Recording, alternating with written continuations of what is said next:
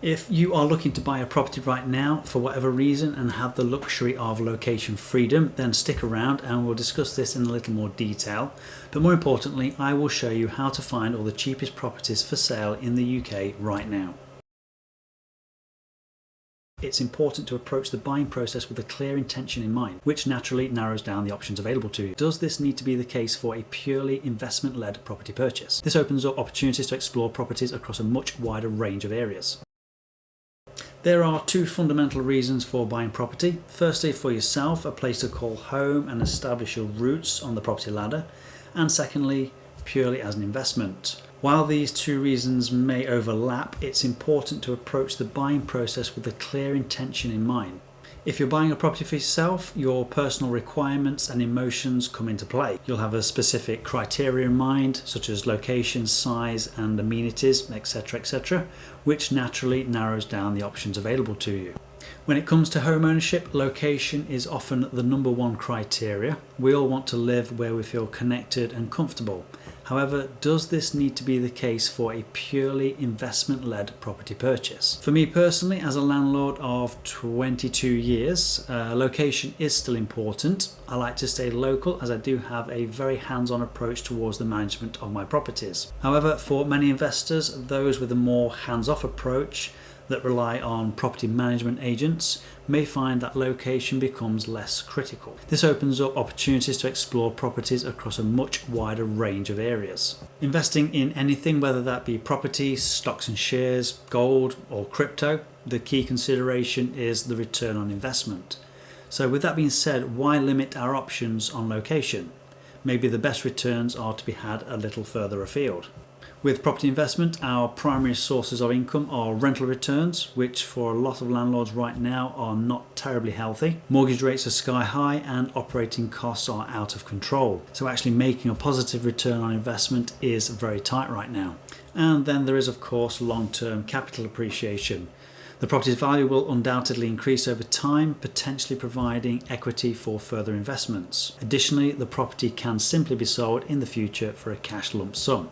Unlike personal home purchases, investment decisions should be driven by facts and figures rather than emotions. A successful property investor can detach themselves from sentiment and make calculated decisions based on available data. So if location is not your primary concern and you're looking to enter the world of property investment at a lower price point, searching for the cheapest properties available might be a smart move. And that's where using platforms like Rightmove correctly can come into play. So let's take a look at how you can find those affordable investment opportunities. We're going to do this through Rightmove. So we've come to the Rightmove homepage. Here you've got your search box. Ordinarily we would put in there something like a postcode or just a general location, because ordinarily we are interested and want to specify what area we're searching for, but on this occasion we're potentially looking for an investment property. Over the long term we intend on having a management company look after it, so location possibly isn't quite as important. We want to maximize how far our money will stretch, so we're looking for the cheapest possible. So we're going to come to draw your search area, and there's a map of the UK. Zoomed right out at the moment. Just click, drag it so we can see a little more of it. Okay, on this occasion we're going to do England, so we'll start at the top here. You just click and drop points around the coastline like so. So very quickly there. We can now adjust those and just make them a little more accurate if we want to, so we're not missing any areas.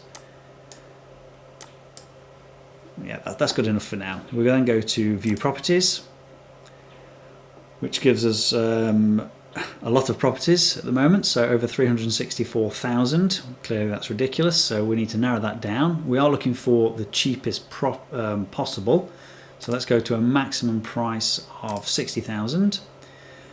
Again, we are potentially looking for, on this occasion, an investment property. For me personally, my sweet spot I usually target is sort of 2 and 3 beds. So let's say specifically 2 beds at the moment only. Then we'll come across to property type, detached, semi-detached, terrace, bungalows. That gives us a total of 867, which is still quite a lot. Can we filter it further? Not really with any of those, so we'll leave it as it is. Okay, so there's our list of all the properties available, but we'll come across to list view. We then come across here to find the cheapest, because at the moment it's highest price first, so we want obviously lowest price first. And there we go. These are all the cheapest properties for sale in England right now. 2 bedrooms, up to a maximum of £60,000. And it's just a case of going through them yourself and filtering out and seeing if anything catches your eye.